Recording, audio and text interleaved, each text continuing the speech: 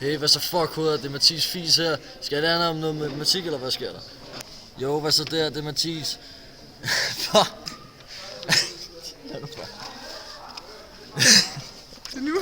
Jo, det her det er en tabel, der angiver karakterfordelingen for skriftlige karakterer til en skriftlig eksamen. Jo, vi har lavet en tabel, der indeholder... Stop.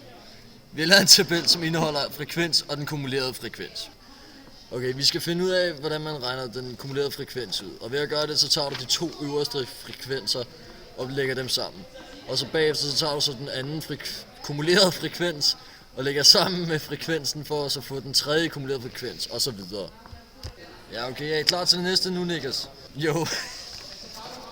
Vi skal regne middelværdien ud.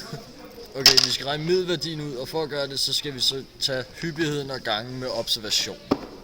Vi tager minus 3 gange 5 plus 0 plus 12 plus 2 gange 45 plus 4 gange 56 plus 7 gange 128 plus 10 gange 43 plus 12 gange 15.